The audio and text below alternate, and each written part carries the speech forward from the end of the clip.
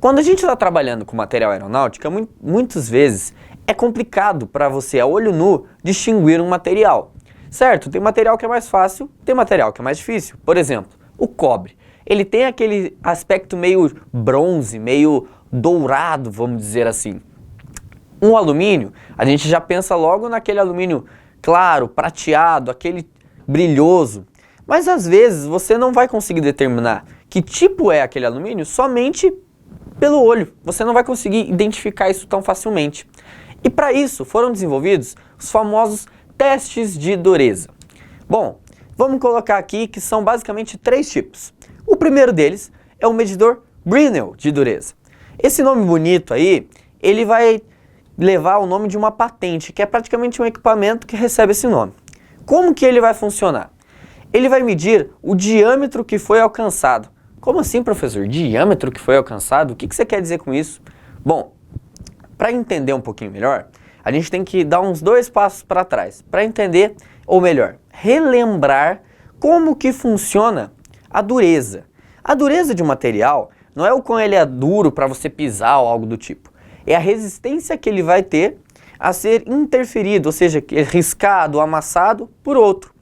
Quando a gente pega um medidor de dureza, a gente quer medir qual a dificuldade daquele material em ser comprimido, tensionado, flexionado, entre outros. Entendeu?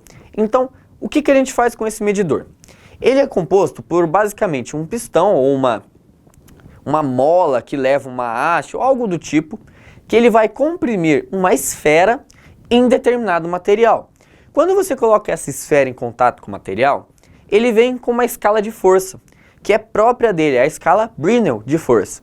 Ao aplicar essa força na escala, ele vai produzir uma penetração, um afundamento dessa esfera dentro do nosso material, dessa nossa amostra. O tamanho dessa esfera é medido por um microscópio. Nesse microscópio a gente vai analisar qual que é o tamanho do diâmetro da esfera, ou seja, se é uma esfera de 3 centímetros, 3 milímetros, vamos colocar assim. Ela tem um diâmetro de 3 milímetros. É muito pequeno, sim, mas você concorda comigo que uma esfera ela não tem o mesmo diâmetro desde o ponto mais baixo ao ponto mais alto? É diferente, ele vai aumentando. Então, se o material for muito macio, a esfera vai entrar quase que por completo. Então, o diâmetro vai ser de 3 milímetros. Mas e se for um material que não é tão macio? Ele vai penetrar essa esfera até 2 milímetros, por exemplo. A esfera não vai ser por completo inserida naquele material. Então, o que vai acontecer? A gente tem um material um pouco mais duro. E essa análise do tamanho do diâmetro que foi atingido pela esfera vai nos dar o grau de dureza. Esse é um medidor um pouco mais defasado e que vem sendo muito substituído pelo próximo que a gente vai ver. Aí, para vocês verem, é uma figura que mostra como que vai funcionar. Vocês estão vendo que ele possui uma bomba manual e ali mais abaixo um penetrador. Esse penetrador que vai levar a esfera, essa esfera que vai causar entre aspas, dano no nosso material, e aí sim a gente vai analisar a dureza do mesmo. O próximo medidor, que é o mais comum, é o medidor Rockwell. Também leva uma própria escala, só que aqui a gente tem uma diferença. Ele não vai analisar o diâmetro da esfera. Tanto que ele pode ter 2 tipos de penetrador, um cone ou uma esfera. Bom, aqui a gente quer analisar o quão fundo vai isso daí. Qual que é a profundidade que vai ser alcançada por esse material. Então, aqui a gente vai ter uma primeira diferença. A gente não precisa mais do auxílio de um microscópio. A gente consegue analisar direto pelo próprio equipamento. Como assim? Este equipamento ele possui um relógio. Relógio, vamos chamar assim para ficar mais fácil. Ele possui um relógio que possui 2 ponteiros. Não é um de hora, mas ele possui 2 ponteiros. Um primeiro relógio, esse primeiro ponteiro, melhor dizendo, ele vai ser um zerômetro. Ele vai indicar até que ponto você precisa aplicar uma pré-carga. Calma, vamos para as partes. Primeira parte. Quando você vai medir a dureza de um material, você deve colocar esse material na base do medidor, ali onde está escrito volante, ou então placa de apoio. Essa placa de apoio é onde você vai deixar o seu material ali. Beleza, deixei meu material. Vamos colocar que é um bloquinho de metal. Coloquei meu bloquinho de metal ali. Quando eu coloco esse bloco de metal, eu tenho que soltar uma carga em cima dele. Essa carga tem que chegar a tal ponto que esse nosso primeiro ponteiro fique em uma marcação específica que é o 0. Esse 0 aí diz, o meu equipamento está pronto. Beleza. Agora você tem que ajustar o segundo ponteiro.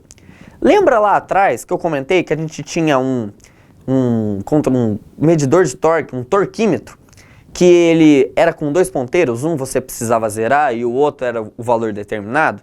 Aqui é mais ou menos a mesma ideia. Então a gente vai ter um relógio e aí nesse momento a gente consegue movimentar toda a escala desse relógio. Então o meu primeiro ponteiro está no ponto fixo, que é um ponto que já vem demarcado no meu relógio, e o segundo você vai colocar em 0. Beleza, agora sim o meu equipamento está pronto para uso. Então, a partir desse momento, a gente vai para uma próxima etapa do medidor Rockwell. Você vai colocar pesos no mesmo. Como que isso vai funcionar? Quando você tem um pedaço de metal, ou seja o que for nele, você vai colocar um peso, uma carga pré-determinada nele. O medidor, ele já vem com uma pré-carga de 60 kg. É uma carga que é dele, é fixa. Principalmente nos aparelhos mais antigos, você vai ver um peso que já vai ter colocado lá. Nos mais modernos, você já tem um sistema de controle mais automático, então é mais fácil. Você pode somente mudar a escala e já era. Você não precisa se preocupar com o peso. Ele vem acompanhado por 2 pesos. Um peso preto e um peso vermelho. O peso preto não vai ser usado sem o peso vermelho. Você tem que usar obrigatoriamente. Nossa, professor, complicou. Complicou um pouquinho. O medidor Rockwell, ele vai ter algumas escalas de trabalho. Como isso vai funcionar? De acordo com o tipo de material, você vai definir o tipo de perfurador que vai ser usado, os penetradores. Lembra que a gente acabou de falar que tem um cone de diamante ou uma esfera endurecida.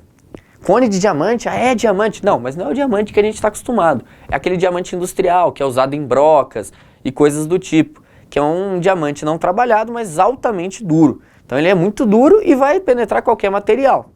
Então, dependendo do tipo de material, você vai alterar. Essa é uma escala que vem no próprio medidor. Você vai seguir o que está escrito lá. De acordo com essa escala, você vai perceber que temos a escala A, B, C, D, E. Vai mudar. Cada escala tem um padrão.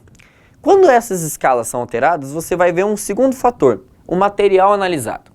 É importante você saber o material que vai ser analisado para que você possa fazer uma correta medição do mesmo. Como isso vai funcionar? Para alumínio, você vai ter que usar uma quantidade de peso X. Então, se eu preciso colocar 100 kg de carga ali, eu vou colocar um peso de 40 kg, que é o peso vermelho. Beleza. Vou colocar o peso preto. Posso até estar me confundindo nos pesos aqui, mas a ideia é a mesma. Você vai colocar os pesos de acordo com a escala. Colocou ali, você vai ter a medição. Você vai aliviar a pré-carga e vai deixar de 2 a 6 segundos. A primeira medição, normalmente você deve descartar. Por que você deve descartar? Porque pode haver um assentamento no penetrador. Por mais que você encaixe ele corretamente, pode ser que haja alguma diferençazinha mínima. Então a primeira medição você descarta. Você volta a pré-carga e coloca mais uma vez todo o peso ali. Colocou todo o peso? Beleza, você já sai com a medição de pronto. Você não precisa de um microscópio ou qualquer coisa do tipo para fazer a análise dessa distância que foi perfurada. O próprio medidor vai fazer isso. Então, vamos dividir aqui em algumas etapas base o nosso medidor. Então, primeiro, zerar a escala. A gente vai colocar o nosso material a ser testado e vai fazer o teste. Vai zerar fazendo esse teste da escala. Zerou a escala. Próximo passo, você vai liberar a pré-carga. Liberou a pré-carga, você vai analisar, aguardar primeiramente de 2 a 6 segundos. Descarta-se a primeira medida e após isso você vai fazer a segunda e a terceira medida. Por que se faz essa medida várias vezes? Para ter a certeza de que está sendo medido corretamente.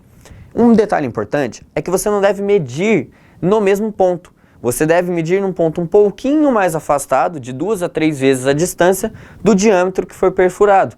Isso é uma garantia de que você não vai estar tendo uma interferência porque o material já se deformou no teste anterior. Tudo bem? E por fim, a gente vai ter o medidor Barkol de dureza. Ele não deve ser usado em aço aeronáutico. Por que ele não deve ser usado em aço aeronáutico? Porque ele é um medidor mais prático, ele é um medidor de mão. Então ele também tem uma própria escala, que é o número Barkol. Só o que vai acontecer?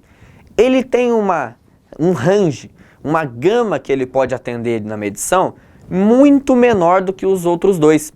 Por ele se tratar de um equipamento portátil e uma gama de medição menor, ele não vai se adequar à maioria dos metais aeronáuticos, que possuem alta durabilidade. Então, você não consegue, alta dureza, melhor dizendo. Então, você não consegue utilizar ele da maneira adequada. Ele pode até fazer a medição, mas como é uma medição que extrapola os limites de escala dele, ele não vai dar uma medição correta e muito menos próxima da realidade para você. Então, você deve ter muito cuidado.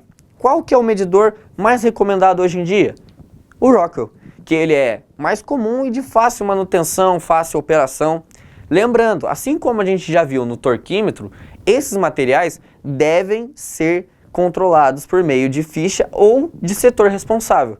São materiais que vão ser de medição e, assim como qualquer outro, devem ser regulados periodicamente, a fim da gente ter a certeza de que eles estão calibrados. Senão, por mais que a gente siga a escala, ele pode te dar uma leitura incorreta ou então uma leitura para mais, para menos. Então você tem que tomar esse cuidado, certo? Bom, esses são os três. Existem muitos outros, alguns não tão famosos, mas acredito que para o nosso dia a dia de manutenção, são os três mais importantes para serem utilizados. Ok?